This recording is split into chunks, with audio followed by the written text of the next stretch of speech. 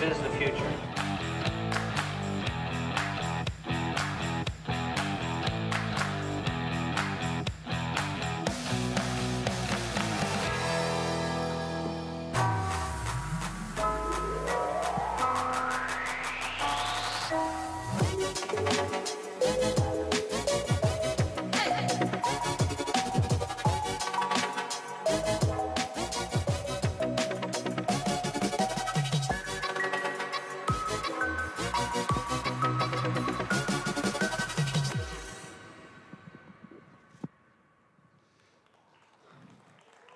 Bah oui. Non, mais même derrière, vous avez le droit d'applaudir, hein. Bon, ça va? Right, how are you doing? C'est une bonne journée? Do you have a nice day? Ouais. Bah, Right. Well, it's not over yet. Quelque There's still something going on in the World Forum. There are newbies and new things, and there is a gold nugget. Once we end a World Forum, we debrief and organize the next one. And during the steering committee meeting and of other teams, we spoke about B-Corp, and it was unknown. It's a kind of approach, and we're going to talk about this in a couple of hours. First here, and then we'll walk over to the hall of the Chamber of Commerce to continue exchanging and sharing and help each other in a B Corp approach. As you saw here in the video, a business approach of an approach launched by two American entrepreneurs in the US a couple of years ago. It's coming in Europe, and we want to take the adventures of the World Forum to kind of launch it in Europe and in France especially. It's like a virus, and we find this is great because here we have a programmatic approach. It's business-oriented for the businesses, and with an outlined approach, well-outlined approach, which we're going to present. The first row you saw. It's a bit hot in here. Why you're laughing, Maxime?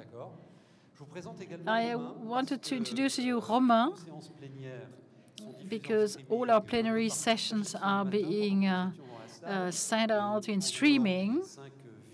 And apart the 5 relay cities, we're in duplex. There were about 1,000 connections on the opening session. And Romain is handling his Mr. Digital from the World Forum. Thank you for your work. B Corp, before anything, we wanted to bring in some proofs. We're going to show you 4 proofs, experiences, returns of experience from 4 businesses, 4 beautiful stories of entrepreneurs who put in the core of their business the B Corp approach. We're going to listen to them as in a stand-up way. It's really hot in here.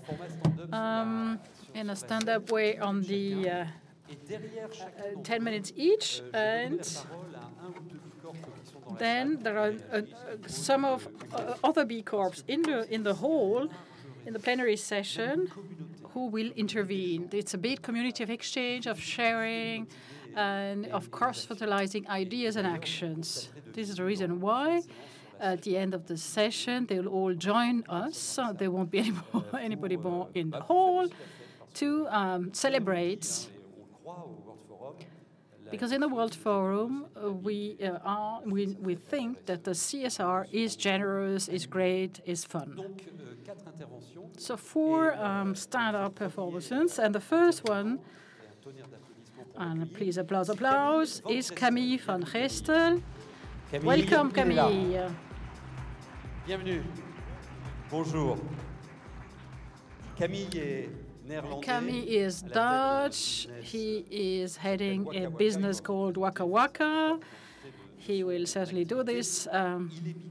He is B-Corp. Je vous assure, tout se passe bien pour lui. Everything's all right with him, no worries. Camille, And Camille a développé un business developed a business of sun 10 minutes pour nous convaincre et nous enthousiasmer avec B-Corp. C'est à vous. comment est-ce qu'on dit? Of pocket light, sun-driven pocket lights. Hi, Lil, hi, World Forum. I'll continue in English. Who of you heard of Waka Waka before? Who has heard of Waka Waka before? All right, that's quite a good score, but there's still work to be done here. Let's see if my clicker works, because I brought a few slides to show for you. Does it work? Because a picture says so much more than 1,000 words, so I prefer for you to look at some more interesting pictures than just me. Let's hang on 1 second.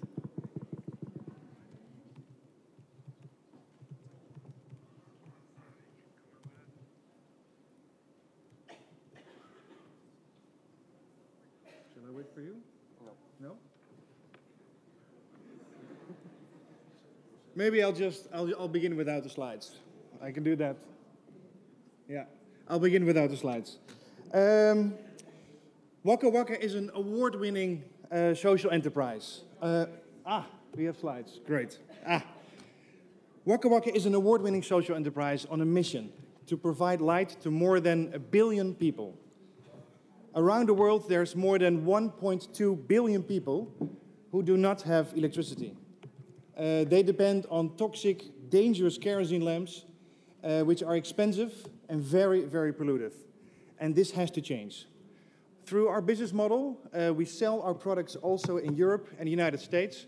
And with each sale, our customers contribute to providing light in the evening for people who have none. But when we set out to do this, when we set out on this mission, it was never our goal to become a social enterprise. At some point, people told us, are you a social enterprise? So I figured I'd look up the definition, and there we are. We use our profits for good purpose. We're not a volunteer organization, so we are a social enterprise, a force for good. And then we heard about B-Corp, a benefit corporation, a way to register your social enterprise, and also a way to prevent that just any company with a decent CSR program can call themselves a social enterprise, because there's quite a difference between being a social enterprise and having a responsible CSR program. So we registered in 2014, and we had a high enough score to qualify as a B Corp. Yay! So we were really happy with that. And then in the years afterwards, we decided that we wanted to improve that score to see whether we could create more benefit for our customers, for our beneficiaries, but also for our staff. And in 2016, we were honored to be among the 10% of best B Corp social enterprises in the world. This happened again this year with an even higher score. So of course, we're very proud of that, but it's also because of the nature of our business that we are such a, let's say poster child for social enterprises. We make a solar-powered product. I have one in my pockets. It's a very small item, works on solar energy, gives you a lot of light in the evening to read, and it replaces kerosene lamps. And of course, you score a lot of points with that when you want to become a B Corp. But also, we have a very engaged community, brand ambassadors, which we call agents of light. Here you see a few of them. Some of them would qualify as celebrities. I think some of them won't even know that we call them an agent of light. Maybe we have a chance to tell them one day. But together with people around the world, we create impact, together with our community. But it's not just about getting a high B Corp score. It's how to solve the problem. Like I said earlier, there's 1.2 billion people around the world who do not have electricity. But as you can see in this slide, there is 800 million people of them who are poor or ultra poor, who do not have the means to buy even the cheapest product from China. It's only in the top 400 million that all the companies like Waka Waka, let's say, are active. That's where people are sort of middle class, upper class. They can afford a solar home system. They can afford a solar charger. But the 800 million are officially called the unreachable. So how to reach the unreachable? Actually, the only way is to donate products, because they have nothing. But when you donate products, you disrupt the market. Because what about all these companies that are actually trying to sell products, just like Waka Waka? So the challenge is how to disrupt the market without disrupting the market. How to create a responsible revolution. It's not easy, I can tell you, but we got inspiration from no one other than Nelson Mandela. He said education is the most powerful weapon to change the world. And that's where the key lies basically to a solution. Because one of the keys to having a decent education, to generate good school results, is to have light in the evening. The World Bank has done research where they changed kerosene lamps into solar lamps, and they measured the school results from children. This was many years ago. And they found that the pass rates from students jumped from 50% to 100% within just 1 year, simply because students could do their homework in the evening. So, you know, I try to think and try to imagine also what would happen to a continent like Africa if just one generation of students would be able to do their homework in the evening. And that's where the idea came to light up an entire nation of students through what we call solar libraries. We will not donate lights to households, but we will donate lights to schools. And the schools are responsible to borrow these lights, just like books, like a library, to children, to students, to be returned at the end of the year so they can be given out to the next year of students. And in order to make a statement and to show that this is possible, and also to show that a system like this, it puts already some solar light in the hands of people who can actually not afford it, it will create an impulse to the solar industry. It will be the biggest awareness campaign in that country for solar. We've chosen Lesotho. It's a small but very beautiful country in the south of Africa, enclosed by South Africa. 1,500 primary schools. The country has about 2.2 million people. And more than 70% of the country lives in darkness after the sun sets. Now, in order to illustrate, basically, how big of a problem that is, because every one of you here, I presume, has the luxury of a light switch at home. So just for a moment, I would like to ask you for a small favor, and it's to close your eyes, just for a little while. We are a responsible audience. There's no pickpockets here. Close your eyes just for a while, and try to imagine what your life would look like if you would live in utter darkness after sunset. If you'd have no light, no power, would you still be able to do the overtime for your boss? Would you be able to keep your job? When would you make dinner for your kids? When would you spend time with them? Would you be able to have a social life? Of course, provided you have one now. Your life would be significantly different. You can open your eyes. Thank you. This is the problem that we're trying to solve on a national scale, and we think we can do it. Together with partners, we want to light up a nation within 1 year. And this is just the first country. Once we've been able to do this and show the world that this is possible, we hope that many companies and organizations will follow, because it's a very big challenge. So here's my question, and I ask also to you, to the audience. If you would like to embark on this historic venture with us, if you'd like to be part of this responsible revolution, then do come see me afterwards, and you'll be part of something historic. Thank you very much, and let's share the sun together. Thank you.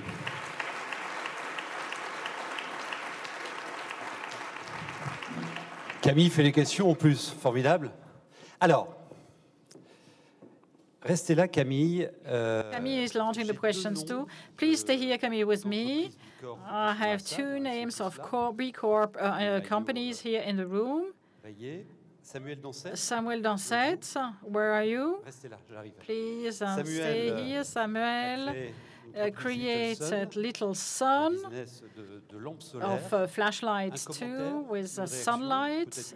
Comment, a reaction to Camille, a question, any remark or something? In Okay, hi Camille. We know each other, and I'm in a funny position right now to be allowed to ask a question to one of our competitor. My company, Little Sun, does pretty much, is a B-Corp also since 2 years, and does very similar products, and has the same business model as Waka Waka. The thing is, we don't see each other as competitors. We meet at regular meetings like this one. We've met in the past, and I think we see each other, and that's true from many other B-Corps in the room. We are on the same mission. We do the same thing, but we're not competitors yet. Maybe one day when we have each 50% of the market share, we'll see each other as competitor. But for now, our competitor, Little Sun's competitor, Waka Waka's competitor, are kerosene lamps, are flashlights with batteries, and this is what we're trying to eliminate here. Here. Exactly. So thanks for your presentation. If I have a question to ask, so there's a lot of talks today I see about the circular economy. And one question that people ask me a lot, so I'll ask it to you as well, is how do you see the evolution of your company in the next years towards a more circular economy? How do you think about the entire product cycle from the production of it to the recycling? How about the plastic you're using? Do you think about using recycled plastic from the ocean, as we heard earlier this afternoon? How do you deal with batteries once they are dumped in nature? Yes, thank you.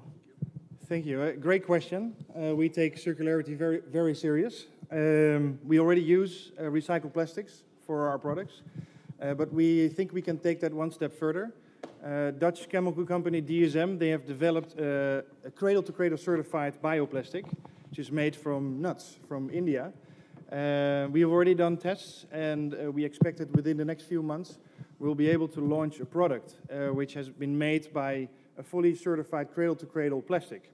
So this is fully recyclable down to a molecular level. It's really reusable over and over again, much better than post-industrial recycled plastic.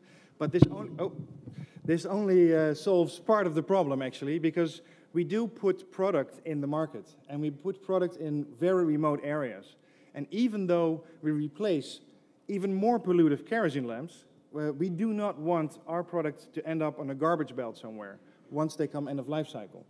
Now, provided that we have a concentrated distribution in areas, let's say a few thousand units in a relatively small area, we can get word out to these people, to our customers, that once the product comes end of life cycle, they can return the product and get a discount on a new one. So that's one way of trying to retain some value for the product when it comes end of life cycle.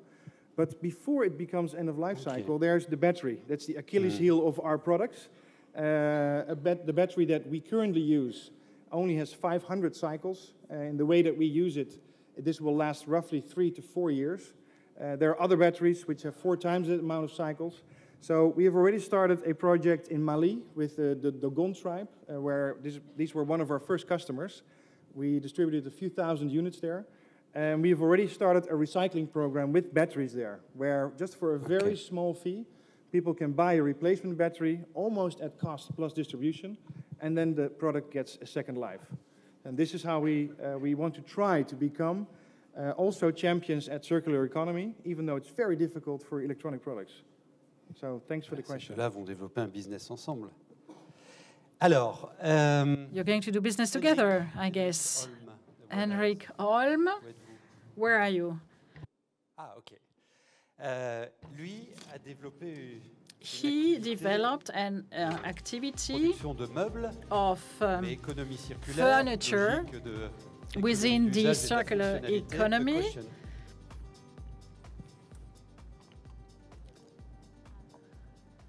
Sorry, I'm just trying to translate. Okay, no problem. Was there a question?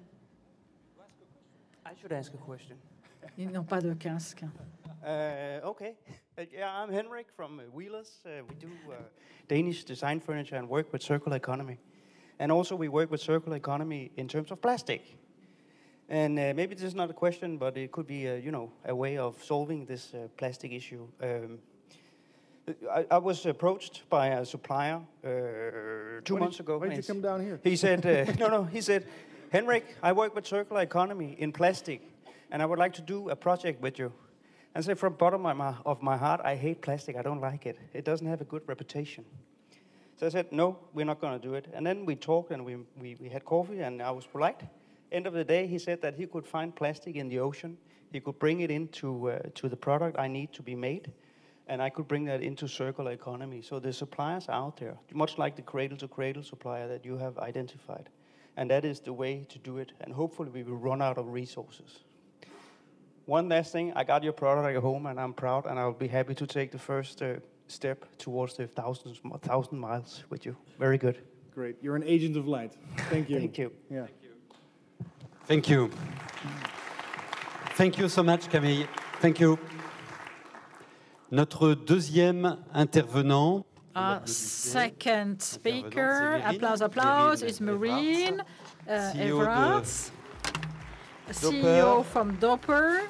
Une activité de It is an activity of reusable bottles with different aspects to it, reusable, water, a foundation you created.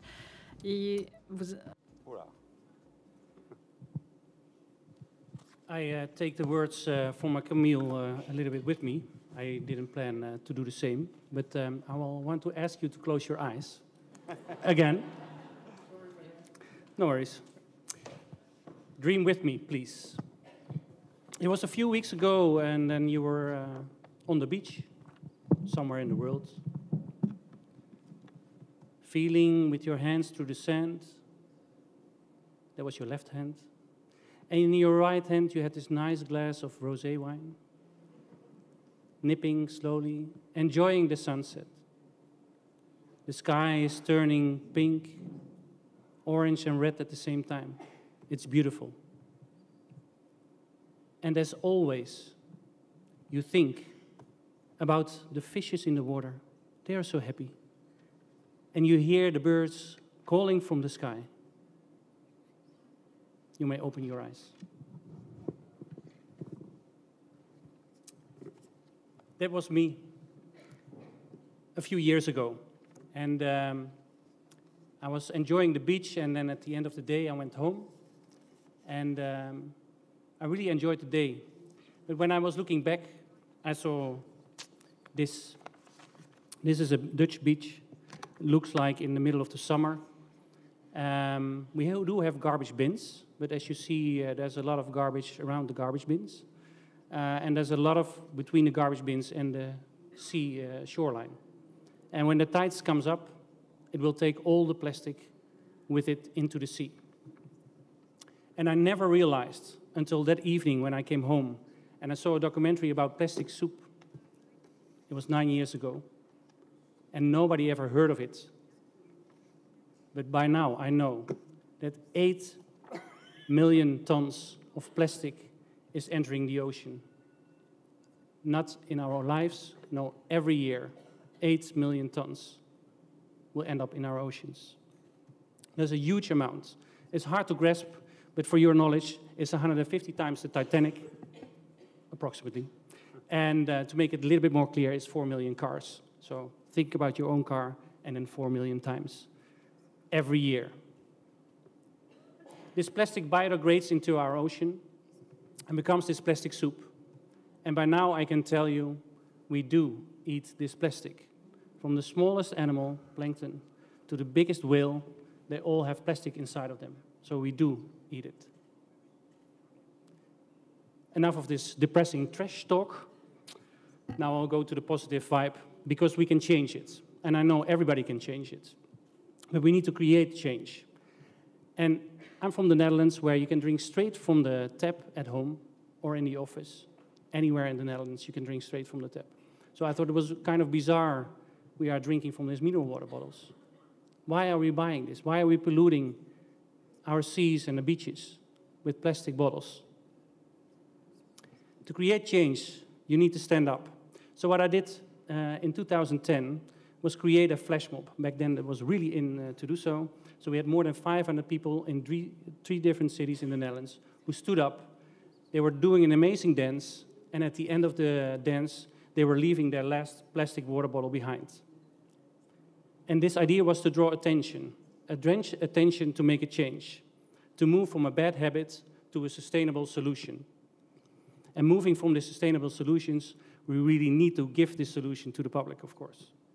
So I initiated a design competition, and over 100 nice designs came out. And at the moment, we are looking at a very, very nice bottle, which looks approximately like this, but in real life it looks like this. And there was a guy from a technical university who made these drawings. And from these drawings, he said, I really want to make a change. And the most important thing what he said is, I want to make water important again. Tap water is more important than mineral water.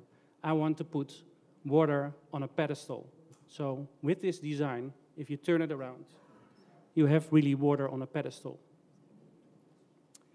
So that's nice if you have a product, but it needs to be a lifestyle product. So you need to have it in office environments, you need to have it in different colors, so it fits everybody's outfit. It needs to be a lifestyle together with your laptop, your phone, and always a water bottle with you. So this should be a lifestyle product. So different materials and different colors. So there's also a nice steel version, and this is also with a sports cap, so also by running you can use it. And this is our, at the moment, a whole range. So different materials from plastic, steel, and soon we will have an insulated version and also a glass version to come up. So for everybody, a dopper. It's an award-winning bottle, and that's important, because if it's a design bottle, it's something what you really want to keep. Not only that, we were the first bottle to be cradle-to-cradle certified. Cradle-to-cradle certified means that we take full responsibility for our product. So for all the materials what we use, but also from the life cycle. Just as I said about the circular economy, we want to have the bottle back. And we can recycle it again for 100% into new bottles. That we take the full responsibility for. We don't need extra products in the world, yet to change the world, but also we need to have them back, which was very important to us. That makes us a social enterprise. We had an office in San Francisco at Cradle to Cradle, and there we actually learned about B Corporation. And what is a social enterprise? Yeah, we're making money, so we want to be the best in the world, and we also want to be the best for the world, which is really important. We are using business as a force for good. And to make the whole cycle round, so we have a solution in the Netherlands and in Europe and in the US to drink straight from the faucet, but there's over 900 million people in the world who don't have access to safe drinking water. So 5% from our net proceeds will go to our foundation. And with this foundation, we fund water projects in Nepal. And we want to show the rest of the world that with quite little money, we can really change the world for the better. These people in Nepal, they have water resources for the rest of their life, clean drinking water. And this is possible in this way. We create awareness events all around the world. Last summer, we did a project in Rio de Janeiro during the Olympic Games. We made a plastic Madonna. Madonna is breastfeeding her baby child, Jesus.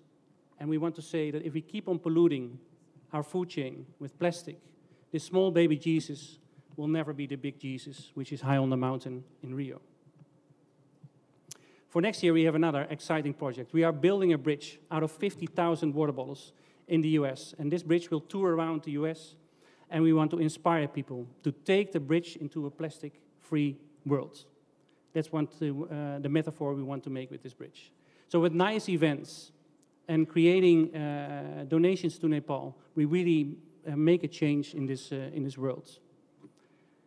But we need you guys. We want to have a pet-free world, which means the material where the plastic bottles are made from is PET. So we're going to rid of PET in the world by inspiring offices to reduce plastic waste. So no more plastic water bottles at your workspace. So please be inspired by this and let me know if you want to be becoming a pet-free office. Not only this. Yep, here it goes. we really see the future as a social enterprise. So we really should take care of the world. And I want to inspire you to be the change. And I think this is possible. How this is possible, for me, is the only way, is the social way. So think if you start a business, or if you have a business already, if you can change it really for the benefit for the world. And become a B corporation, of course. Why? I think at the end, and that's why I'm standing here, we all share the same wet dream in our case. We want pristine beaches, we want crystal clear water, and we want tap water for everyone. Thank you very much. Thank you. Je vous rappelle que vous pouvez buzzer avec le hashtag. You can buzz with the hashtag that you know. Just a question with Miguel Ballester. Où êtes-vous? Fairphone, une activité de téléphone équitable. It's a fair telephone and a fight against the obsolescence. A question? Yeah, I just wanted to ask you a little bit about the process of becoming a B Corp, because I think it's always interesting to hear what it meant for you, and what stage of your company came in, and what were the hurdles and yeah, nice moments as well of becoming a B Corp. Yeah, I just mentioned that we were coming cradle to cradle, and we were also sitting at the Cradle to Cradle Institute in San Francisco, and they actually said, you're Cradle to Cradle certified, so you can have extra points to become a B Corp. And I never heard of B Corporation at that time. So it was like we did some search and really found out that it's going to be a benefit for us to be part of a bigger community. And so that's really the benefit for us, to be part of all these good brands all around the world. So it's easy to connect and learn from each other. And it's nice that you asked the question, because we did our HR policy together with Fairphone and also with Tony Cioccoloni together. So you see, if you if you really work with other B Corps together, you make yourself more powerful. Becoming a B Corp is not the easiest, I can tell you, as you know. It really takes a benefit from everyone within your company. So you really need all the departments. But it's actually very nice to do the quick assessment to really see where you stand, and do the bigger assessment to really assess your company, and you know actually more afterwards, more about your company, and also what you want to change or need to change, not only to become a B Corp, but to become a really good company. And that's really the benefit of becoming a B Corp. Can you present Fairphone? Yeah, sure. Oh, sorry. Sorry, I'm connected to a cable because I don't speak French. How many of you know Fairphone, actually? Okay, there's still some work to do as well. So Fairphone is a mobile phone company here in Europe, in Amsterdam, actually. We started as an awareness campaign also to raise awareness on all the social and environmental issues behind the supply chain of electronics. I won't make it too long. Today, we have our second product, which is a modular device. So it's really about making mobile phones last longer and that are easier to repair, so that we don't need to buy a new one like clockwork every 2 years, but we can enjoy them for 5 or more. That's Fairphone. If you want to know more, I'm happy to talk to you. Thanks. Thank you. Thank you. Thank you. Thank you so much. Good luck. Thank you. Troisième preuve, Alan Farber. The third Alan one, Farber. Alan Farber. Ouf. Nice to meet you. You have 10 minutes for your presentation. Hello. My name is Alon. I come to here from Canada. I founded with my wife a company called Prana. We do something very simple compared to the other products. We deal with food.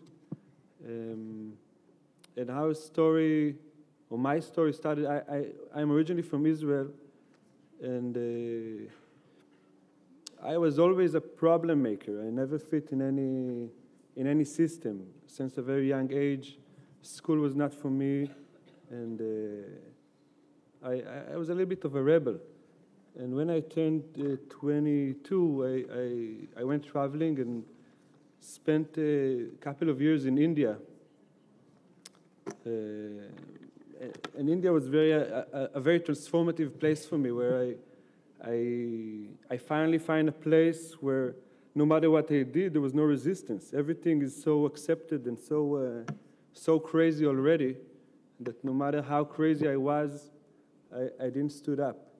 And it gave me a certain feeling of freedom, realizing that, you know, a system can work in different ways. And what I want to talk about today is the system, or how we shape the system and the system may shape us.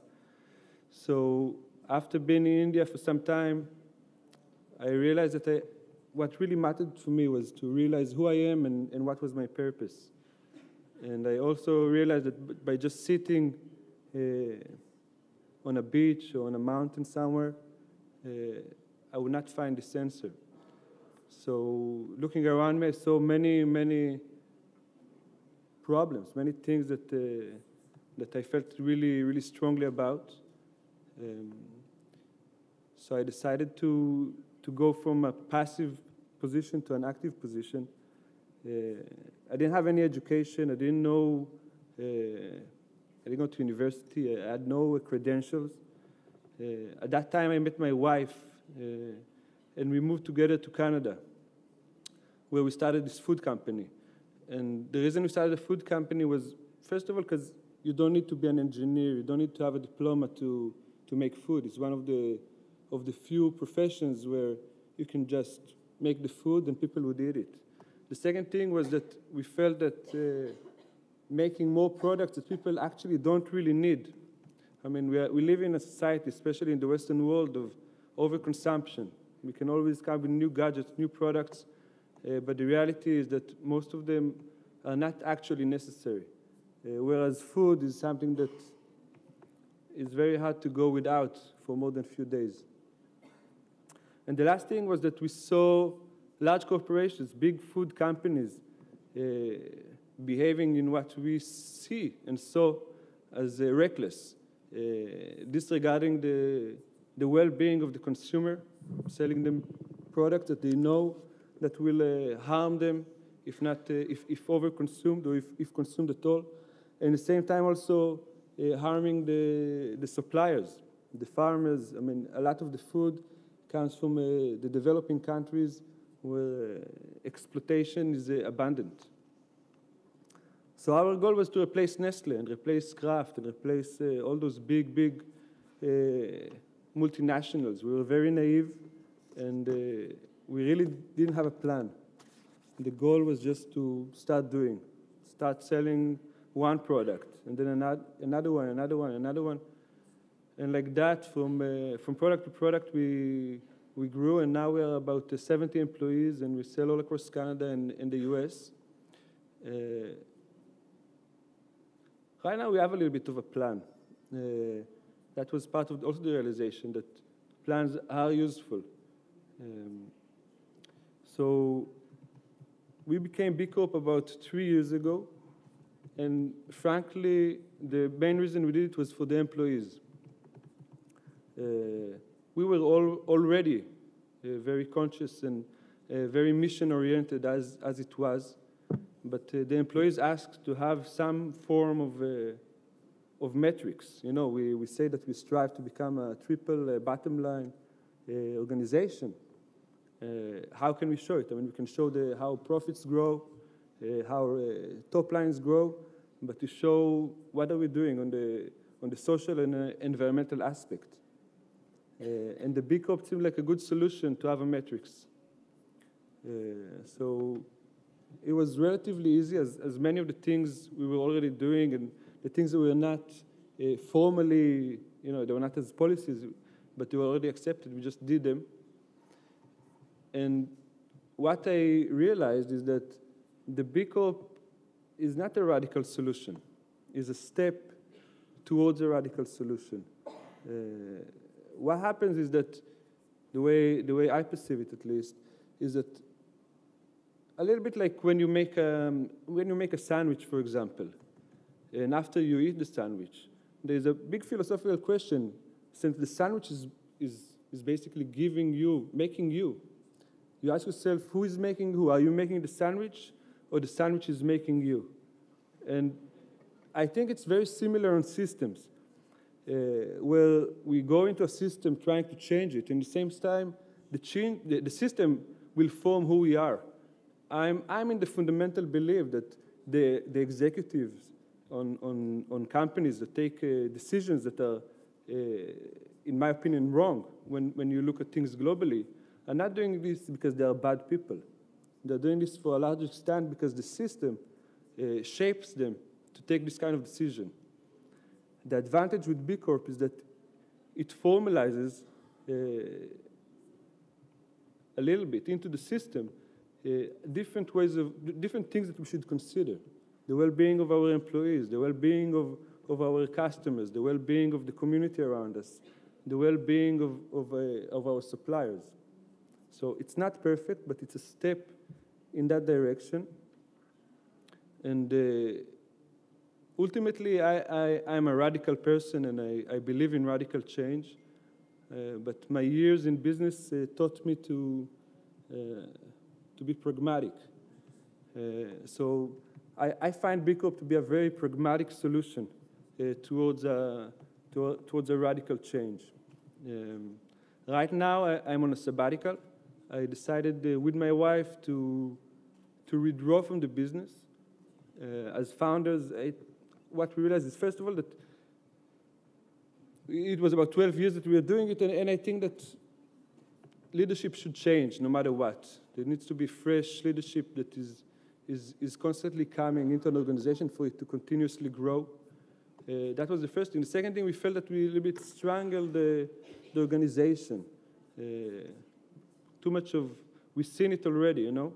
And the last thing I feel is the more personal, I think the most important one, is that I think with any system that you are in, you tend to not realize that it's surrounding you. There's this magical box that we don't see anymore that contains us.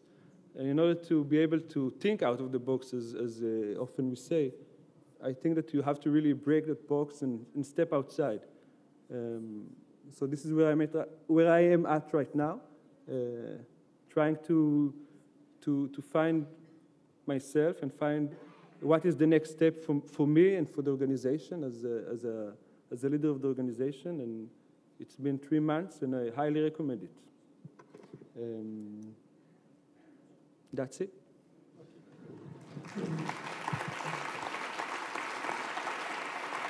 You have 1 minute more if you want. Okay. 2 questions with Caroline Van Damme. OK. La reine du chocolat équitable, Tony's Chocolonely.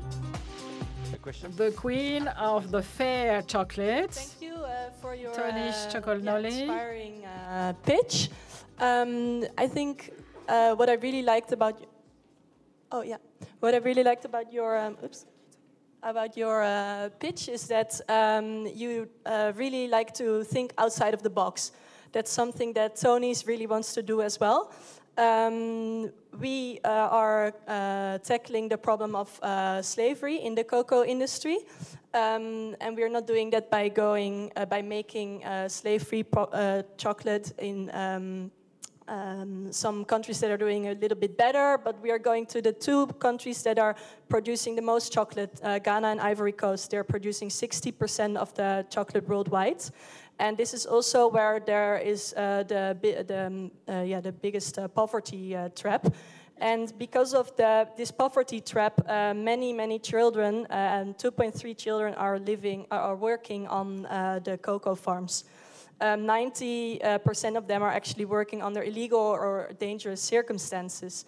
Tony's wants to lead by example and show the big choco giants that it's possible to be commercially successful without exploitation and without slavery.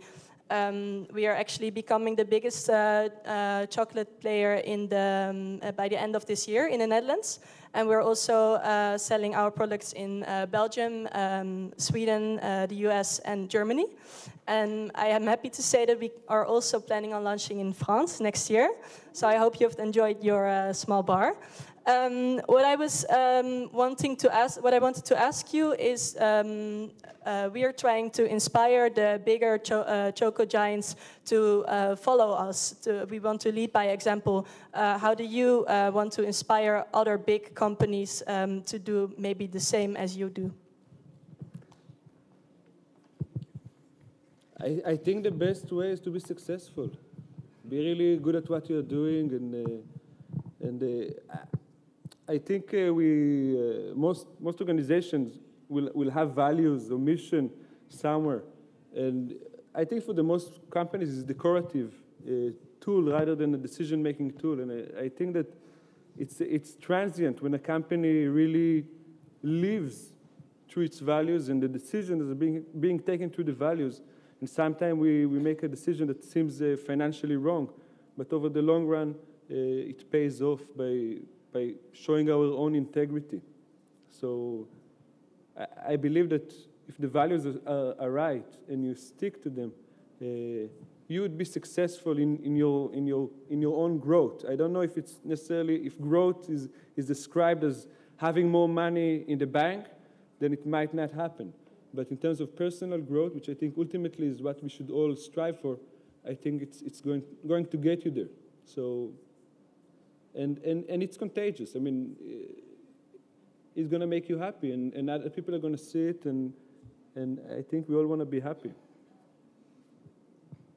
Okay. Another question with Maria Mansvelt, qui a créé l'entreprise Yoni, qui va se présenter. Yoni. Hi, I'm Mariah. I'm one of the founders of Yoni, and we make organic cotton tampons, pads, and panty liners, and are aiming to really revolutionize the feminine hygiene industry that's dominated by 4 enormous companies that don't give any transparency in terms of the ingredients of their products on the packaging. And we want to change that because we feel all women should be able to know what their most intimate products are made from ultimately. When I heard your story, I mean, you've been 12 years into it. I'm only 4 years into it. And I'm so interested to hear what your biggest challenge has been, maybe personally, in the growth of your company and having so many employees and keeping within yourself and maintaining the mission within the company. I think the biggest challenge is balance. And it's an ongoing thing. You know, there's all the time the crossroads are countless. It's every day you need to make decisions, small or big, and it's striking this perfect balance between, you know, what would be the ideal thing to do, and what would be the thing that you're going to do that is a compromise, but is going to yield long-term better results. And I think, like I said before, I think the best tool for that is to have values, to have very clear set of values that guide you. For us, it was very on that. I mean, it was always hard because the decisions are hard, and sometimes you get torn. I mean, people speak about plastic. We buy tons and tons of plastic, and we sell our products are being sold in standard pouches, which to date, we didn't find a good solution. We did a life cycle analysis, and the type of packaging that we use has the lowest impact. Nevertheless, we are selling people that have too much food from people that doesn't have enough food in plastic packages that goes across the world. This is, in my opinion, is a fucked up a little bit concept. You know, sometimes I don't sleep well at night with it. But in the same time, you have to balance it with the bigger picture on what you're trying to achieve. So this was our challenge as we are growing. I mean, it didn't stop. It actually gets harder and harder as the stakes get bigger and there are more people in play, and you get more and more people. In our industry, it's very hard at one point to recruit people that don't come from large industries. So our executives all come from big companies like I don't know, Danone and such, and it becomes a debate, you know. But it's a good one, I think, and hopefully with this continuation of the continuation of that debate, we will get clearer and clearer, and better things will happen. Like I said, I believe in a radical end game, but arriving there with some pragmatic or step-by-step approach. OK, thank you. Le pragmatisme efficace d'Alan Farber. Right, the pragmatic Alors, quatrième approach. et dernière preuve, et après... Last proof, and then we'll have a debrief. Christophe Audiebra, who is... C'est quoi le slogan déjà? Vachement mieux, vachement It's bio. called Vachement Bio. C'est à vous, 10 minutes. You have 10 minutes.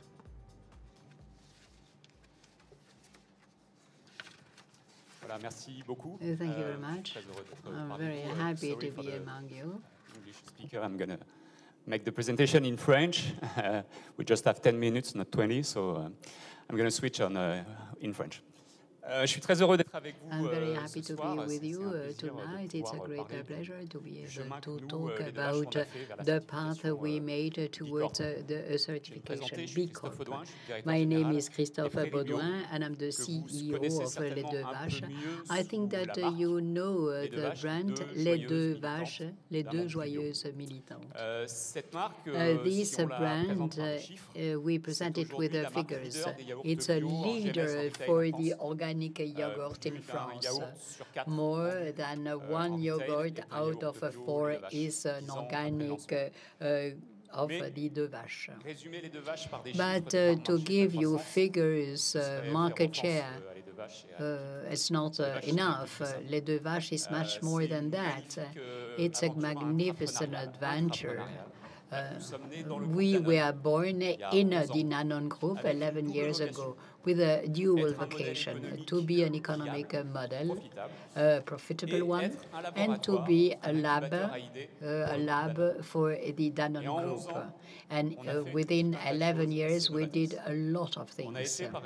For example, we were the first to suppress some ingredients that were not necessary. We suppressed additives, and we were the first to do that. We were also the first to have a contract with the breeders in Normandy, a contract based on the cost price, and that was more than 6 years ago. This was resumed last year by the President of the Republic. We were the first in the relationship with the breeders to have a program in close association with the first competitor. That is to say that both of us, Les Deux Vaches, and the first competitor, we put money in a fund in order to help the breeders in Normandy. So this is what we did. We were the first one to do that. Today, Les Deux Vaches has a 40 million turnover, and this is a real profitable economic model.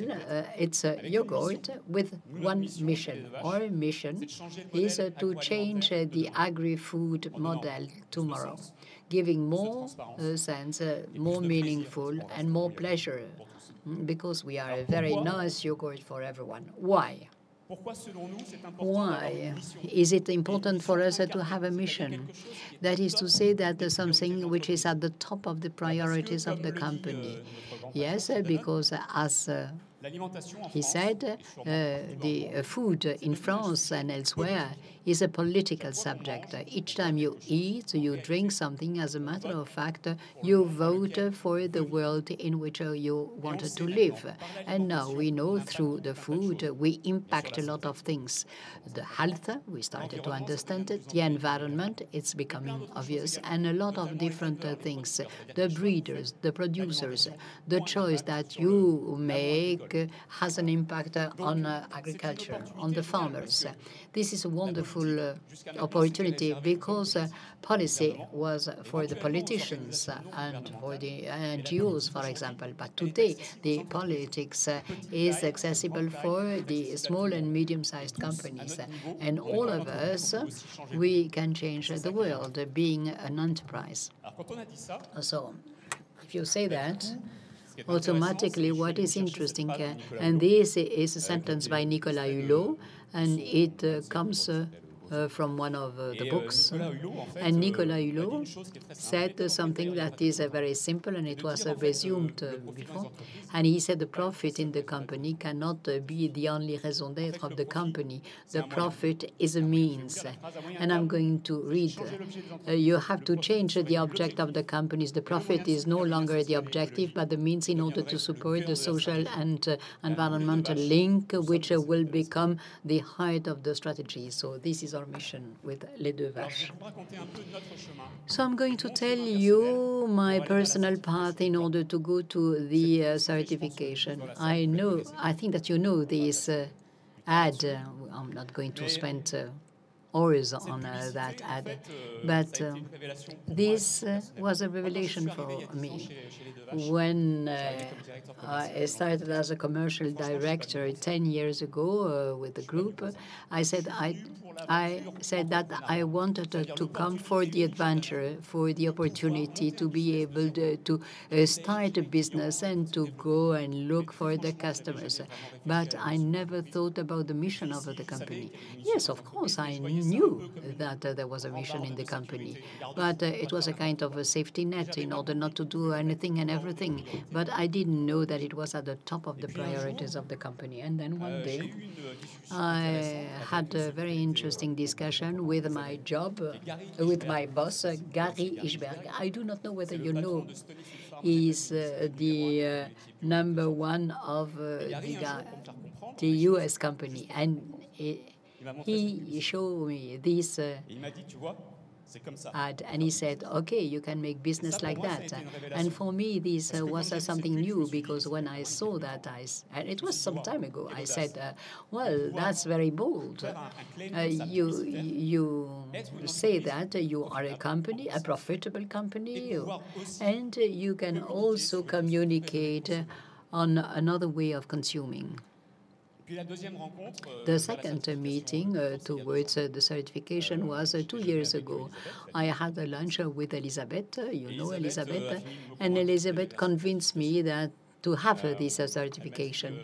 She told me two things. She said, okay, it's very nice, Les Deux Vaches, but if you can open up to the community, it's extraordinary. These companies, they do not want to be the best of the world, but the best for the world. You are going to make progress. You are going to be more profitable. So I think that this certification is interesting for the Deux Vaches. And she said the second thing. She said, okay, the lab of Danone. And she said, Christophe, maybe it could be interesting for you to have this certification because it opens the door for Danone. You open the door to a certification for the group. It's very nice to be a lab, but at a certain time, the change of the scale is interesting. And if you can open up to the whole group, then I think that it is going to be very interesting. So we launched this certification. We obtained this certification. Two reasons to get it. First of all, we wanted to look at yourself in the mirror.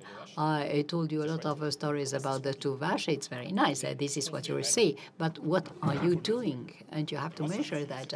And if I wanted this certification, I wanted to have a mirror in order to be sure that you are doing what you say there.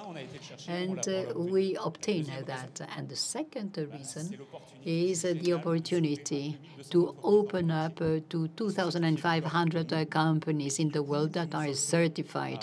And they are going to give us interaction, maybe benchmarking, maybe collaboration. And this has no value as a whole. To conclude, I wanted to show you, Nad, to show you how this certification, this state of mind had an impact on a campaign. This ad is not focused on ourselves, but it is a focus on an activist, something that we wanted to do. We did it on transparency breeders. It's a 15-second. Just have a look. We don't have a lot of money in the company, but you will see we have a few messages. Tout le temps la même chose. Si, Je pense qu'on peut faire mieux en pub, en environnement, en agriculture, en tout. Toujours mieux. Toujours mieux. Partagez vos idées pour faire toujours mieux sur lesdeuxvaches.com. Voilà, je vous remercie. So thank you very much for your attention, and of course, I am at your disposal. Should you have any question? Merci. Christophe a amené 4 Thank you. yaourts. Christophe brought 4 yogurts. Yeah, we will be able to share these 4 yogurts later on.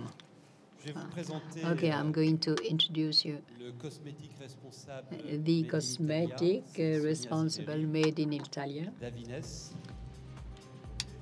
Present you on the question. Thank you. I'm Sonia Ziveri, Head of Sustainability in Davines. Davines is a cosmetic company. Since end of 2016, we are a B-Corp, certified B-Corp.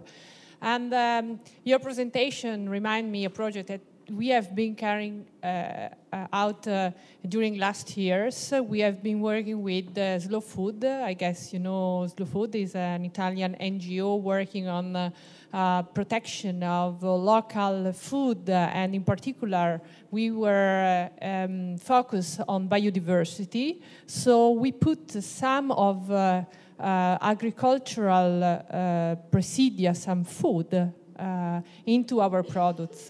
And this partnership is helping us to keep alive the idea that we have all to contribute to the biodiversity and to the protection of both, how to say, wild biodiversity, but also the agricultural biodiversity. So my question to you is, which could be or should be the role of the companies outside of the food industry, but in relation to agriculture? So what all worldwide companies should do in order to maintain biodiversity, agricultural biodiversity? Thank you.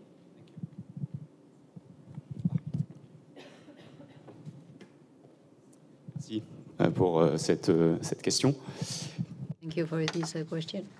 Il y a plein de choses pour répondre à la question. I can give you a lot of answers. Je pense que les grosses compagnies, I think that the large companies, Danone is one of the large companies, they need to have pioneer companies that are able to go ahead, and you have reacted. We are ahead with different models because we are organic, first of all. And automatically, we always wanted to do that, and we wanted to be better than the others. But the first condition for these big companies to move is to show the success, the organic success, to show that some companies within this group can be successful by setting up a model, a business model, which is completely different from what these large companies are doing on a daily basis. So this is what we did, and we have done for 10 years. And today, the fact that we are successful is a way for Danone to have more ambitions, more wishes, and to do something differently. What about les deux vaches? Is it a lab of Danone? What can you do so that it is spreading towards the other part of the group? Yes, all the examples I gave you, the profits, the contracts, the transparency of the communication. We have an online platform giving 100% transparency of all the ingredients, the origin of these ingredients. We are not the best one, and we say that. But all these ideas are being spread within the Danone group. Some people take the idea, and it goes ahead. It goes ahead quite quickly. What was your second question? I don't know. I don't know. I can't remember the second question. La première question, c'est est-ce qu'on est en laboratoire? Est-ce qu'on incube chez les deux vaches? Et après, ça part vers les autres marques. So do you start with 2 vaches and then it is spreading? How many brands how many brands in the group? Hundreds. And we are not a brand, we are an enterprise. With a brand, we would never have had a mission. We are an enterprise in the Danone Group. And how do we spread? We spread it on the basis of the success. At the beginning, it was only a lab. It was not very interesting for the group. But then we had a larger size. And the group says today, well, this is a business, but it's a new way of working. And there is another thing that we did. We have done a walk the talk. So we are 20 in the group, and we went to have a presentation to 5 or 10 people in the Danone Group in order to be able to tell our story and to explain to the others the methods that we had used. Thank you. Merci Christophe. Thank you, Christophe. Merci, bonne chance. Good luck.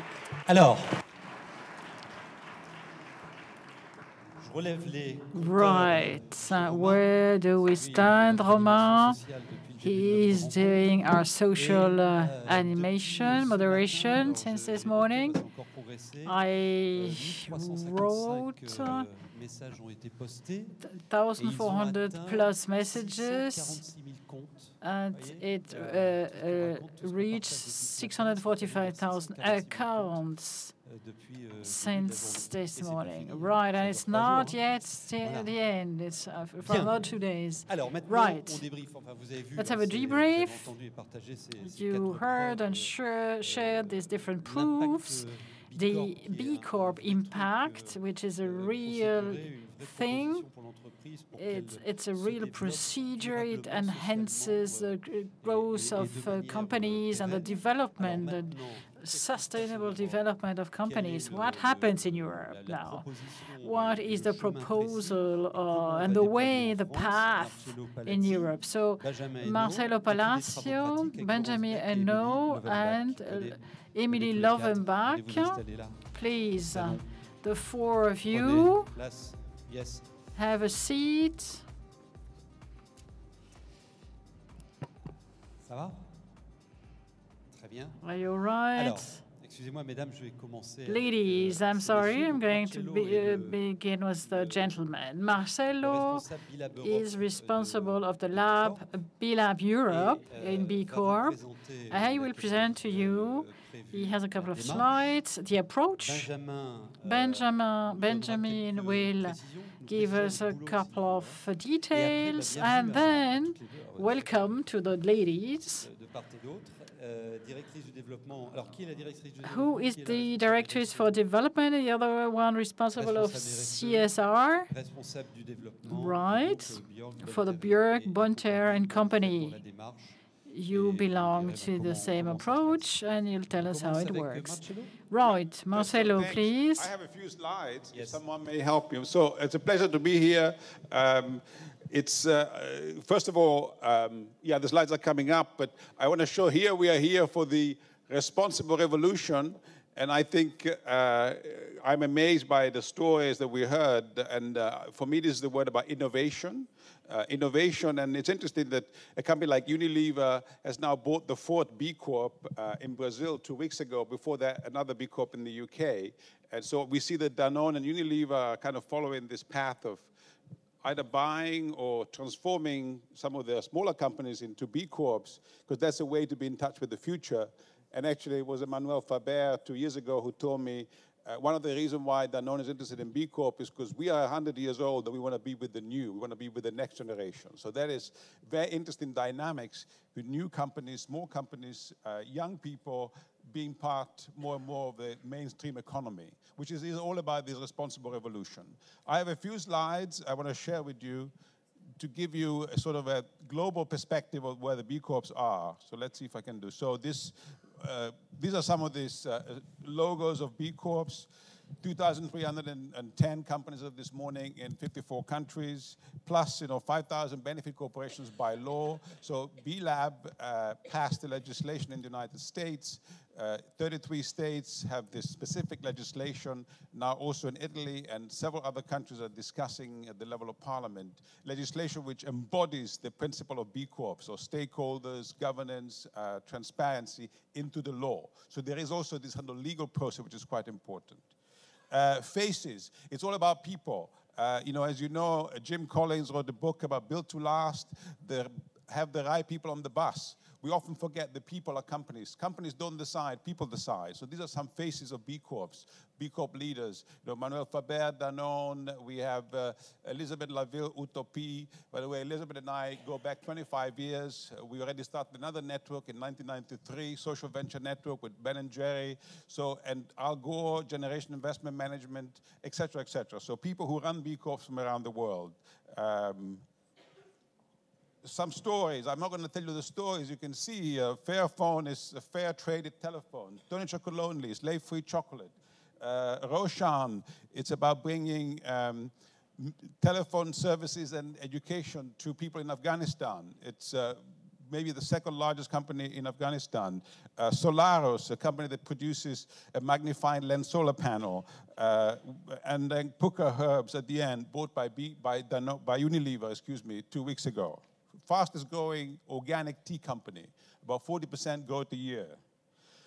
Impact is the new measure of success. So I was in London last night.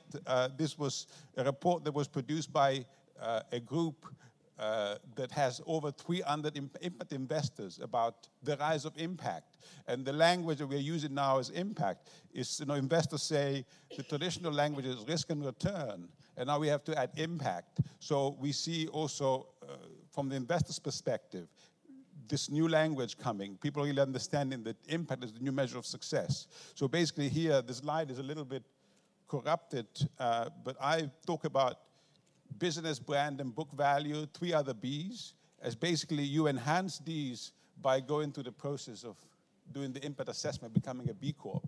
So there is real kind of tangible value to the business, the brand, and the evaluation of the company.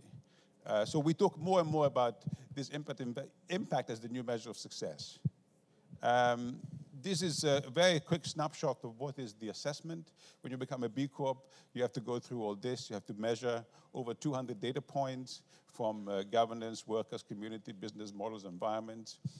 Tomorrow there'll be another session where, if you're interested, you can learn more in detail. Benefits, again, it's about purpose. Someone yesterday said in London, why don't we, at the level of Chamber of Commerce, the level of directors, put purpose as a condition for setting up a company? Why not say and state what is the purpose of your company? Because now there is no purpose. The purpose is making money, which is, of course, part of the paradigm that we want to change. Building trust, attracting talent, et cetera, et cetera. Again, I'm sorry, I don't know why, but there should be supposed to be 8 or 9 points here.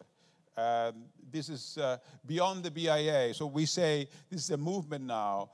It's not just a certification. And we find, from the investor's perspective, within B-Lab, we also have a division called B-Analytics.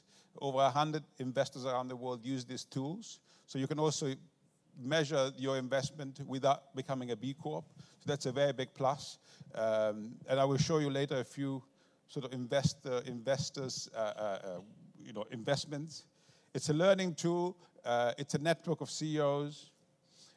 Business to business, I was glad to hear this morning some of the B Corps saying, I want to do business with you from Denmark to the Netherlands, etc. So increasingly, people who become B Corps trust each other. They know what you've had to go through. It is actually quite a sort of due diligence process. You know the kind of leaders that are running these companies. And then I'm going to make it quick. Paul Pullman, Unilever CEO, big fan of B Corp. If you Google, you can find the video and what he says about it.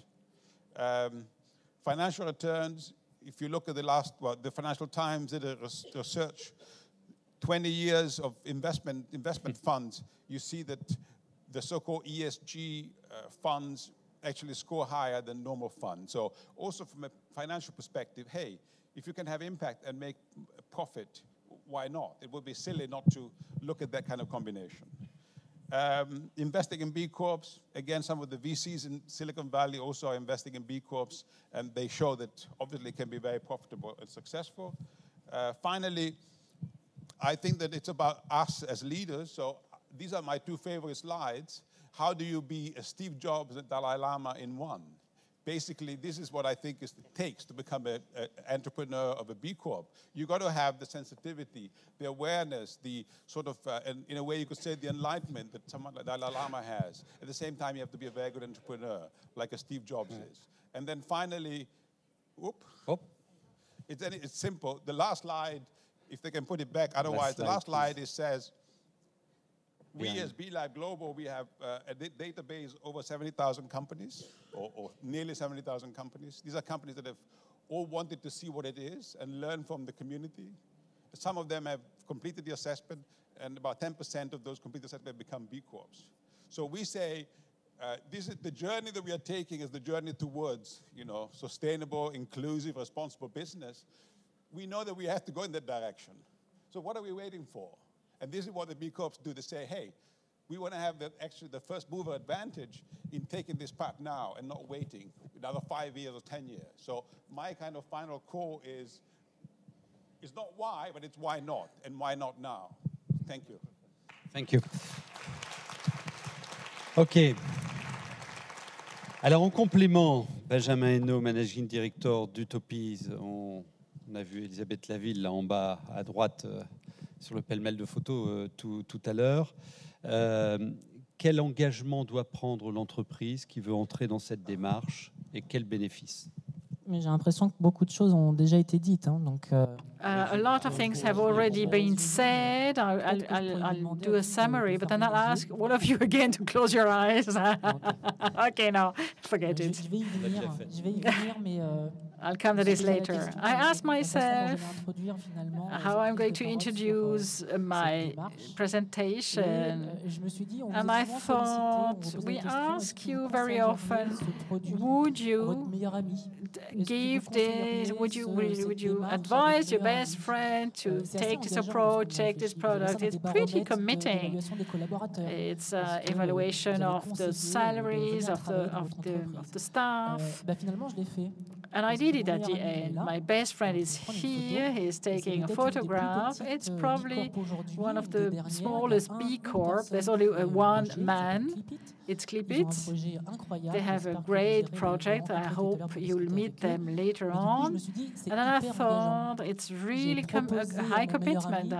I told my best friend, take this approach, because I'm very proud of this approach. I am proud to belong. And it's a utopia. I'm one of the directors of Utopia. I'm a consultant. So I'm very proud my company belongs to B Corp. We were the first B Corp. We worked a lot to spread the good news around this approach, and we find this approach really enlightening and enthusiastic, and we are proud.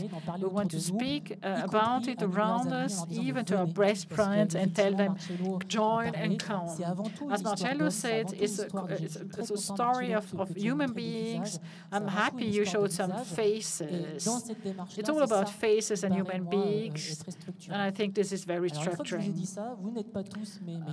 You all know, all of you are not my best friends. They might come later on. But frankly speaking, B Corp is, we've heard about it, it's another approach, just too much. And I'm not sure that all the people who presented were able to convince you. Do I really want to convince you? I'm not sure. You should just go and see. It's probably the only approach, probably. I benchmarked a lot as a consultant. It's probably the only approach where that you can have a look at it at the bidding process online. In the questions, I saw questions I've never seen somewhere else of fiscal responsibility. Who today in a questionnaire commit meeting. It's all enterprise wants to speak about this. You have questions about this subject. It goes very beyond the way you treat your staff.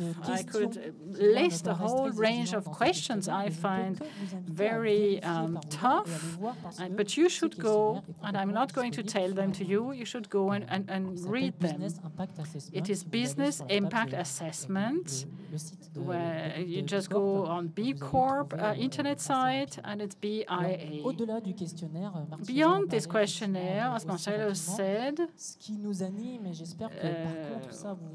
and I hope you noticed it, in this approach for the first time, as far as I know, there are people coming from very different backgrounds. We have companies, historic companies from the Nature et Découvertes. It's a very nice B-Corp from France, coming from the solidarity and social economy, some startups. The French B-Corps are in the French tech. Some products are the best products of the year. So we have different universes, worlds. And some said before, I'm in the social, I'm in environment, I'm in products. Everybody was in its own little corner. But here, everybody joins and meets in the same approach. Why do they want to be part of it? I think it's because the B-Corp approach is giving a positive insight to the company. I hope you heard Elisabeth Naville coming from the less bad to the more good. The company is here to have a mission within the society, in front of the citizens. And this mission of the company is put at the very heart of the B-Corp. And I think this is interesting. The company is not only an empty kind of society group to make money. It has means,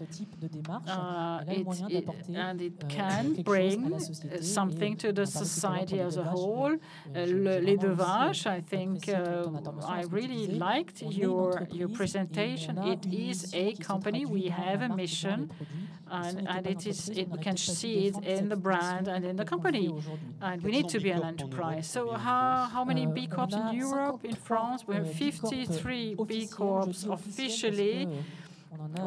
Because there are about 20 in the pipe being audited. We stress a little bit the auditors to have a lot of B Corps, but there are in the pipe.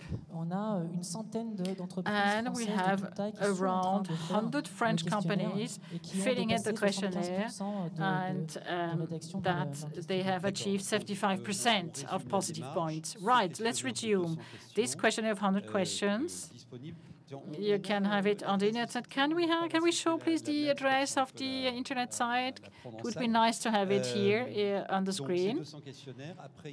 Then there is another phase, that is the audit phase, with the consultants, and then afterwards, what happens? Then you belong to the family, and this family is pretty big and important, because here on my right you have a small document. It is the Declaration of Interdependency, and all B Corps need to work, are committed to work with each other.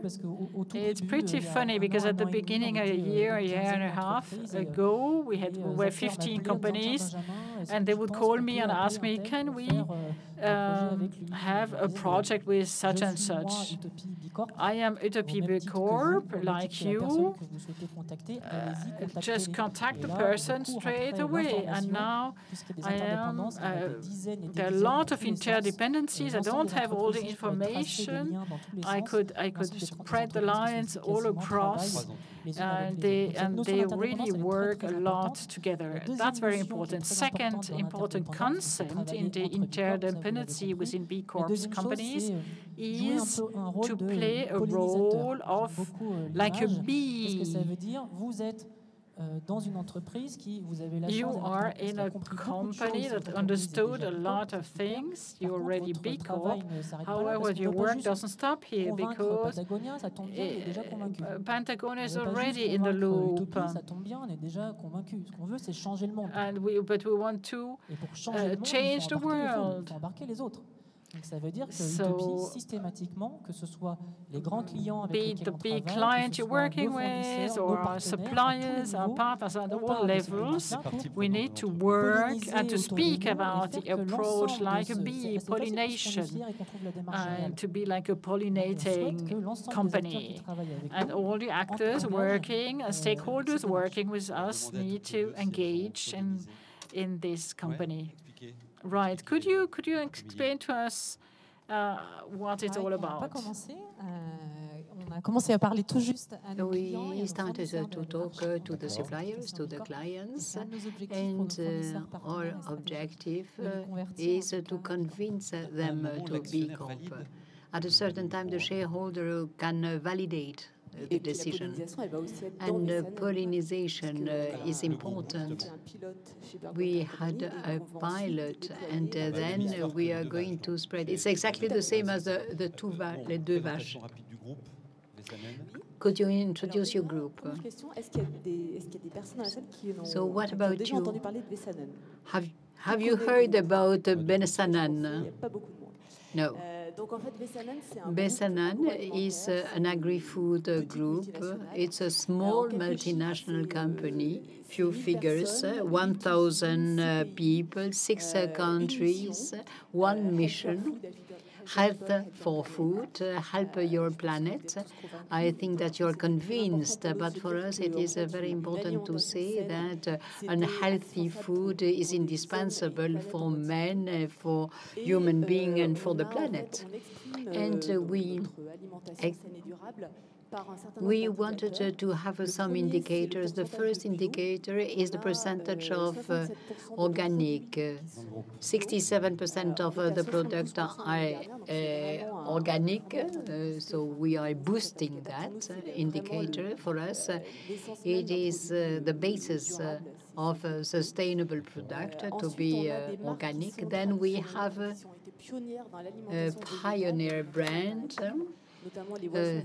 The vegetal junk, and we put these indicators, that is to say, veggie products.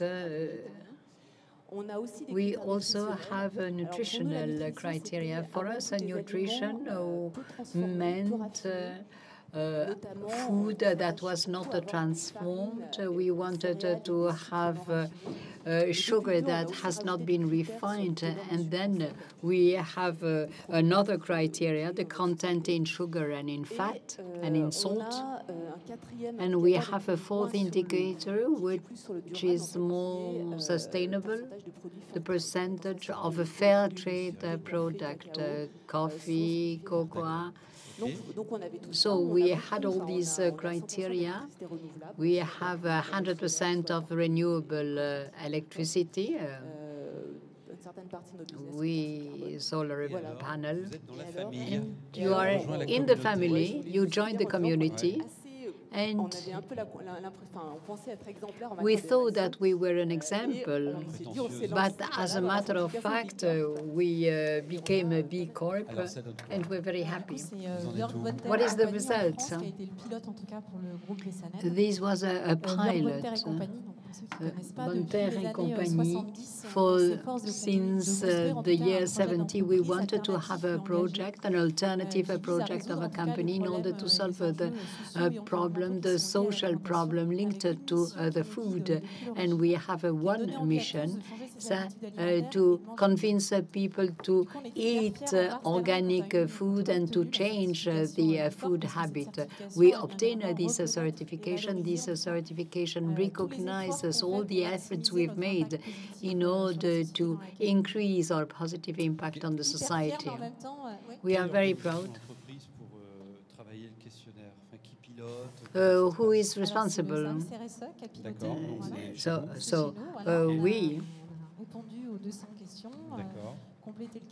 The CSR department made the audit.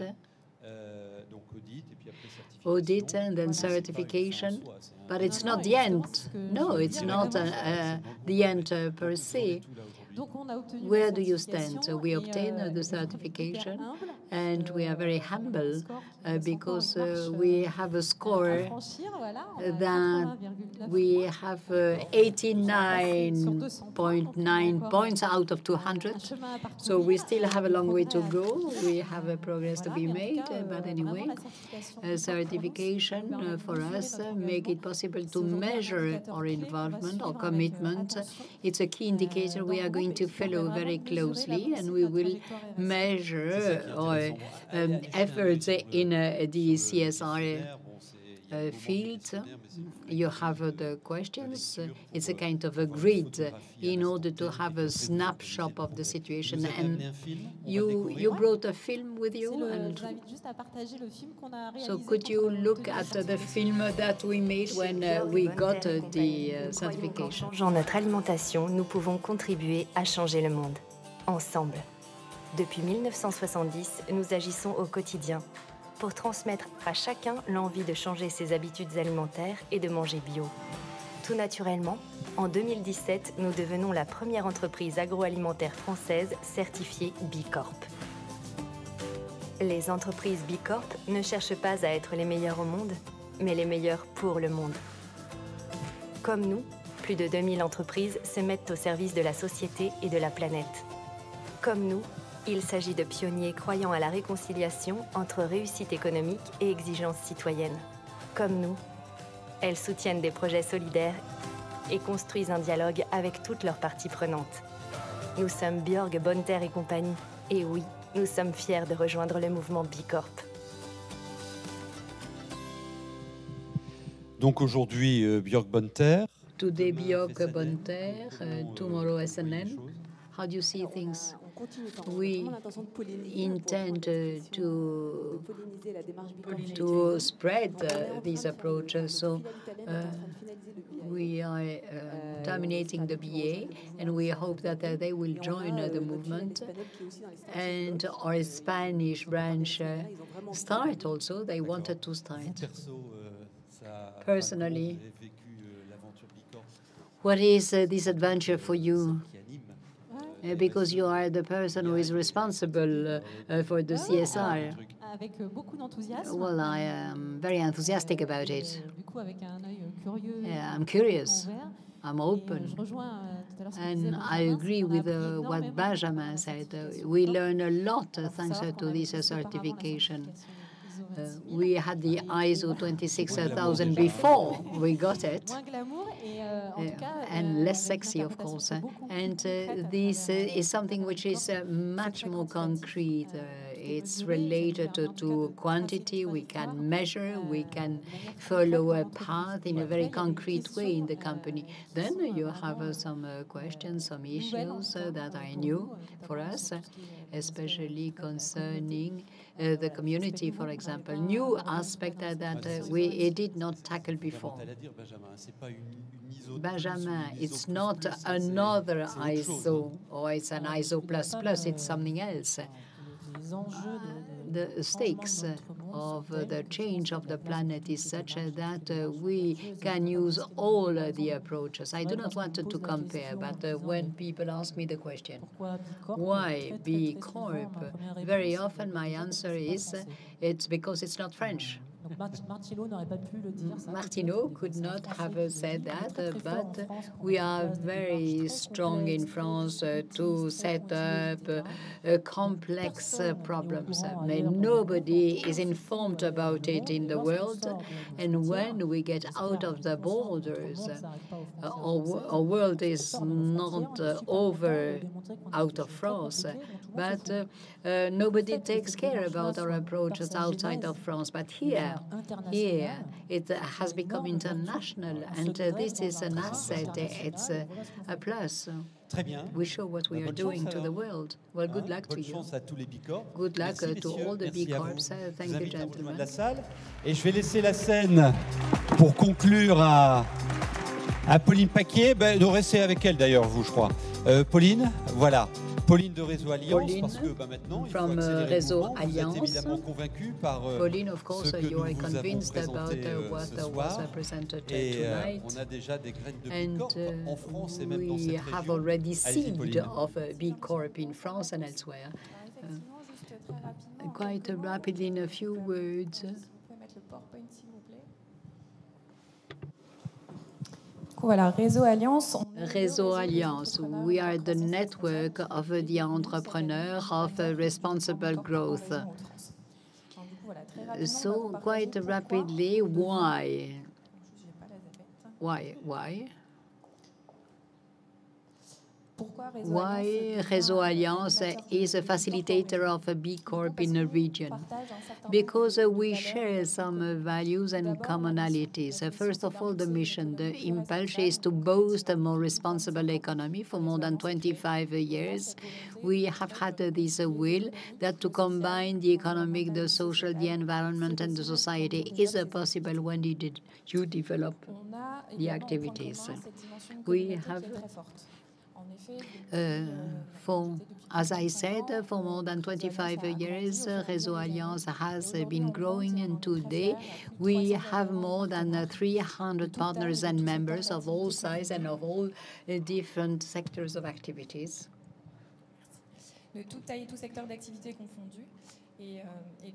And therefore, this size partnership, community, network is very important. We have several communities. You know, Déclic Mobility, concerning the mobility. Sobib Hub shares all the dynamic around the problems of social innovation, how we are going to meet the need of our territory. The Club Noé, we set up with other stakeholders, and they work on the new economic models, the model of cooperation and functionality, and the latest one is the Réseau d'échange on diversity. As a B Corp, we have this dimension, exchange of best practices, and it makes it possible for us to gain time. And the last commonality,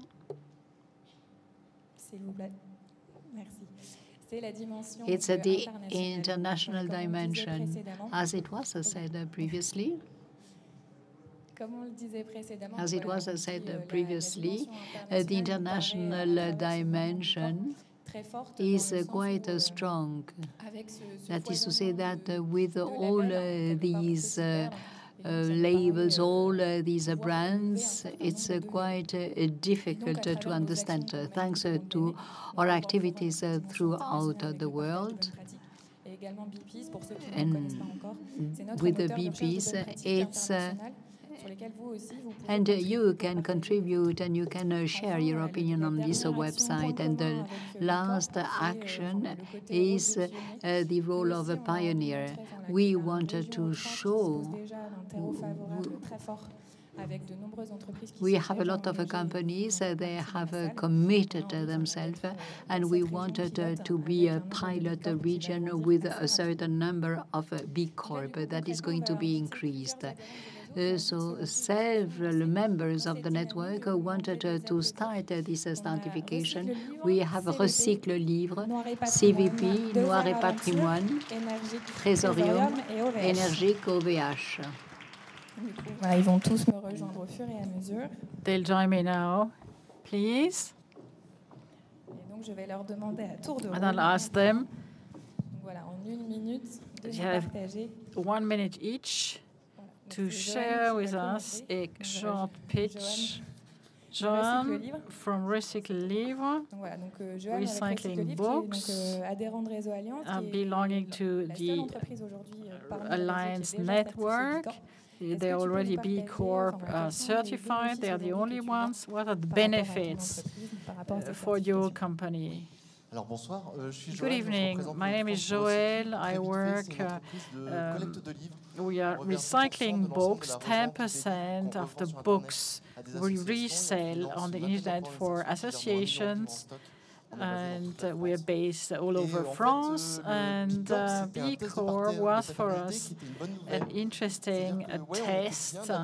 We were happy to hear that we had the same values, same principles, the same values, the human being at the place of the environment, and we wanted to maximize the environmental human impact. And for us, the B-Corp certification was really easy because it was like our NDA. And it helped us to ask ourselves a couple of interesting questions, help us to improve and validate our positioning with regard to society, entrepreneurship, and economy. Applause, applause. Je retiens comme mot-clé la notion d'ADN au cœur de votre entreprise. Maintenant, je vais demander à Anaïs, CVP is very committed in the region. It had the award of the Alliance Network. It is being certified for B Corp. So how do you live? How do you experience this certification procedure? We are specialized in plastic packaging. Our objective is to bring new solutions and to be coherent. We wanted to belong to B Corp because it is very near to our NDA as a company. We are amidst in the certification process, the 200 questions. We are being audited with Pooja, who is re-questioning again to help us to deep dive even more. We are happy and looking forward to belong to international community, and we have good practices. However, we're still looking for new things and to put forward our staff and their good practices too. Merci beaucoup. Thank you very much.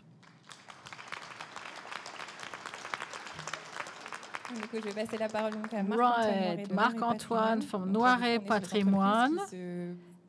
It's one of the companies who are thinking about getting to B Corp. Why would you do that? Good evening. Noiret Patrimoine is a consulting business based on social economy, on assets, and we are trying to give our customers more than only money and assets. We finance a lot around social economy, and we thought we are two guys, so therefore with my father, we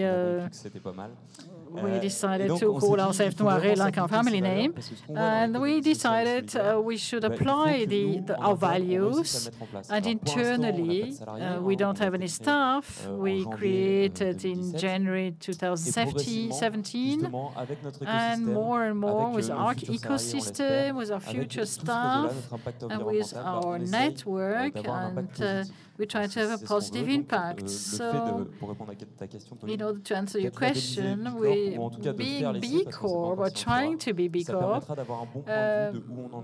it would help us to see where we stand and what we still need to do. Thank you very much indeed. Noémie Rojo from 2R Adventure.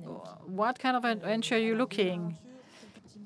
Right, who are we? We are a company stating that you're more happy outside, so it's all about cycling, electro-cycling, for staff of companies, and innovating camping, trying to find new ways, and by protecting the environment too. So when I was asked if I would join B Corp, I had a look on the internet site because it's pretty good, and the idea was to have potentially a working basis. We might not be able to join, however, it gives us a base to discuss and to build something smart in our own company. Thank you, Noémie. Right, two other companies, two young companies from Réseau Alliance. They received the award of Responsible Economy.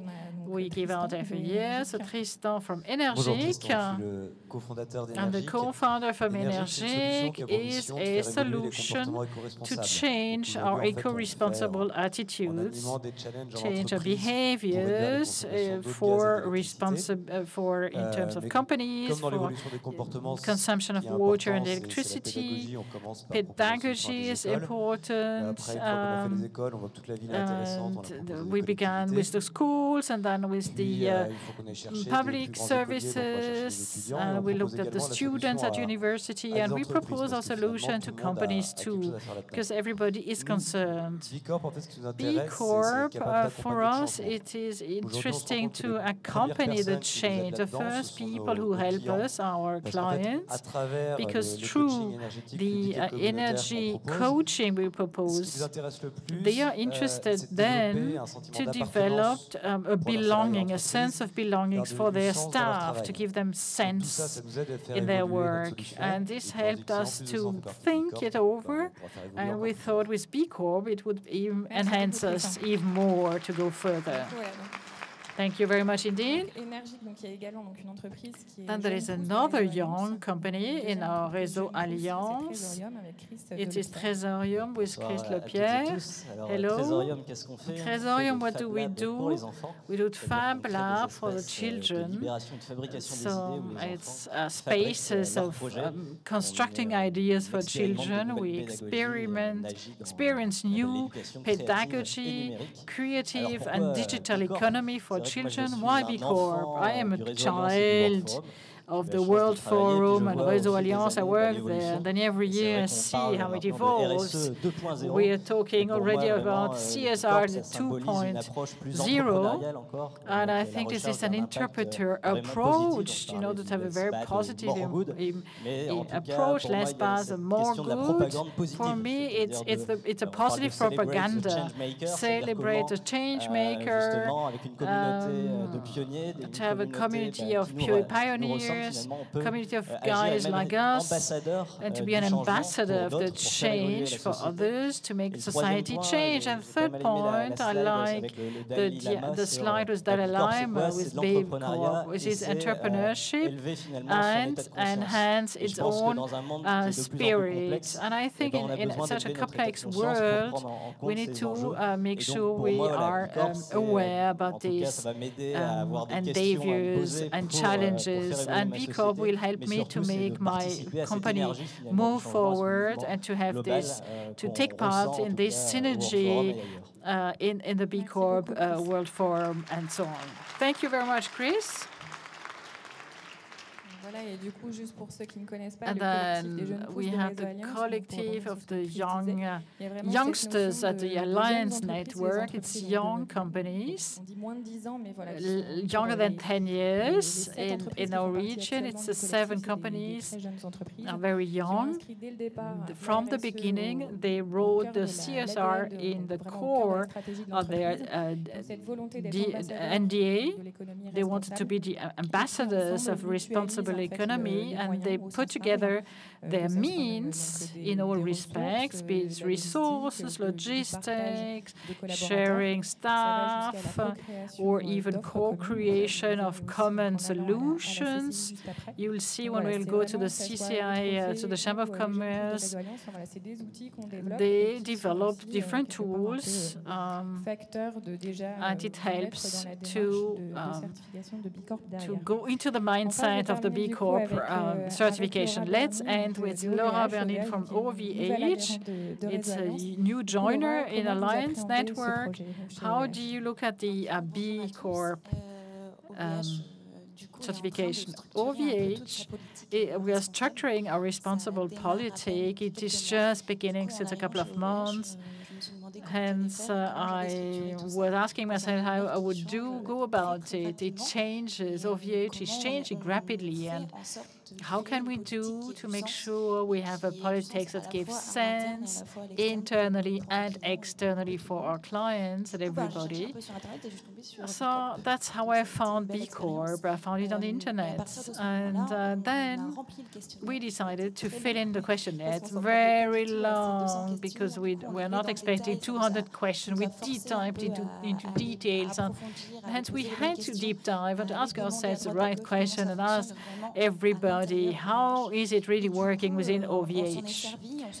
What we are using is to build up our CSR policy and strategy, and our strategy generally, in order to have a responsible economy, a responsible approach internally and externally. We still don't know if we'll achieve it, and up to now it is a tool, it is a help and assistance to us to structure ourselves and propose responsible solutions for us. We need to go to the end. We have already an interdependency between ourselves. You are providing us our phone network, so you need to belong to B-Corp. It's just a must. Right, thank you very much, Laura.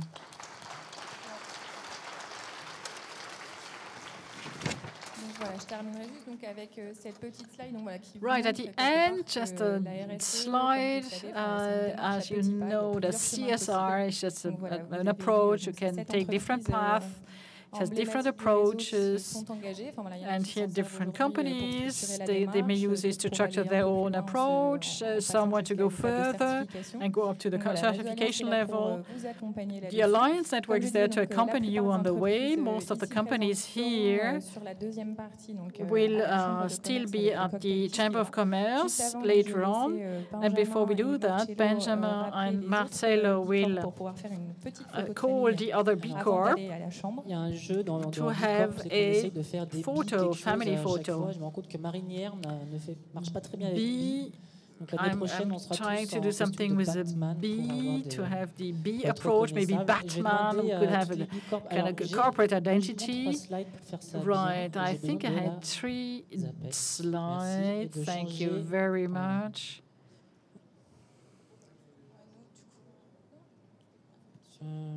Next slide, s'il vous plaît.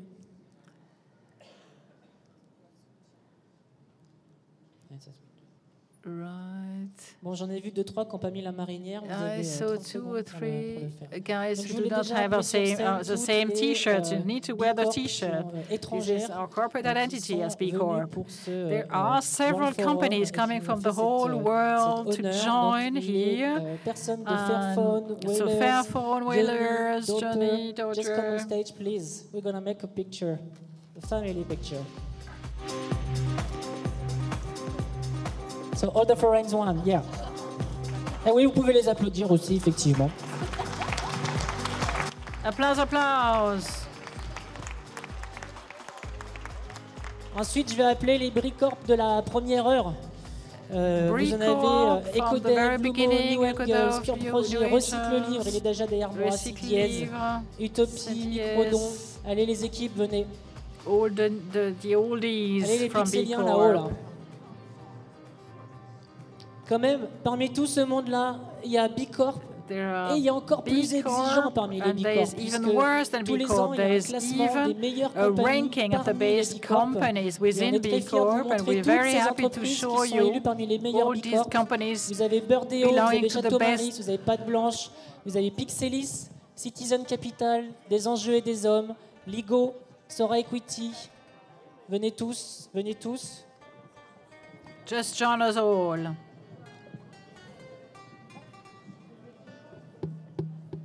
Et enfin, pour tous ceux qui se sentent un peu seuls dans la salle avec leur marinière, si vous n'avez pas encore été appelés, c'est que vous rejoignez la famille. Donc, it's because you're probably going to join very soon the B-Corp family. Please. Wino, Clipit, La Ruche qui dit oui, Björk Bonne Terre.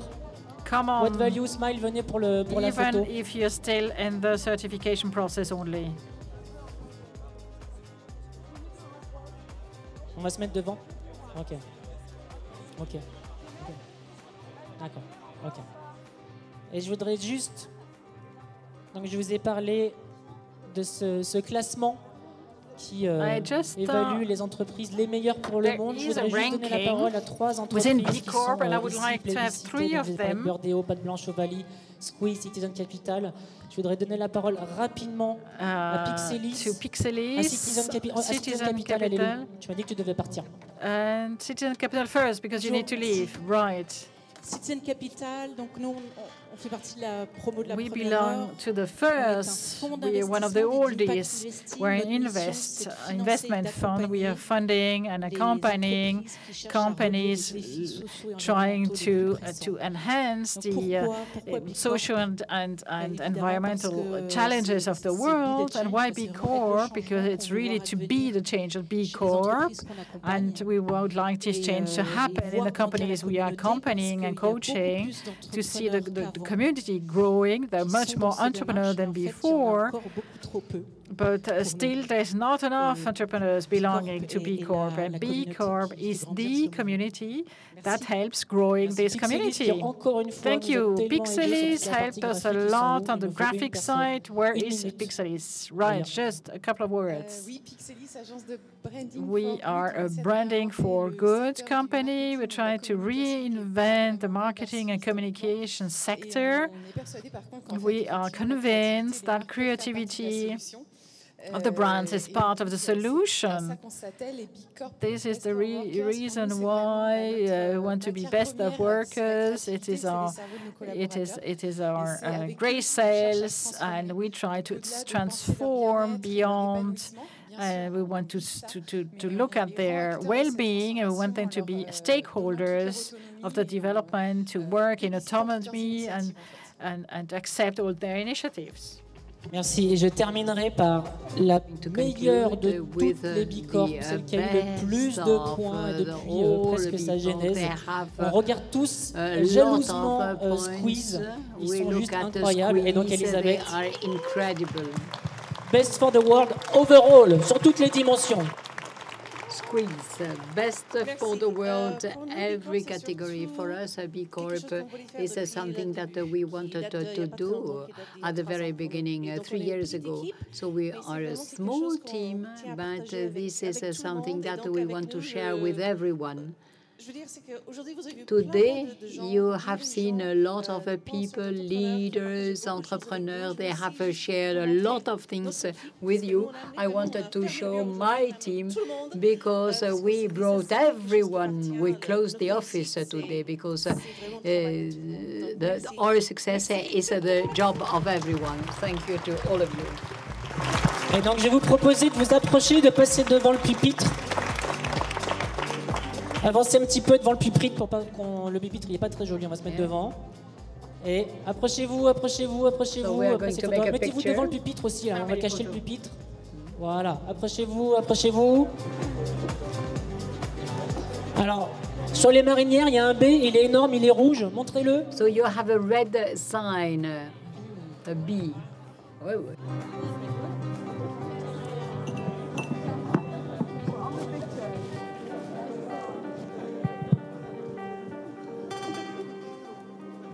Tout le monde sourit, on ne bouge plus. Regardez au fond, on nous prend photo aussi. Encore une, les bras en l'air, encore une, les bras en l'air. Allez. Une dernière. Wouh. Merci beaucoup. Merci à tous. Merci à tous. Thank you to all Et of du you. coup, à tout de suite donc pour découvrir donc 40 entreprises, 40 exposants à la CCI, donc comme on disait tout à l'heure, qui sera suivi d'un cocktail. In the Chamber of Commerce, and then we are going to have a cocktail afterwards.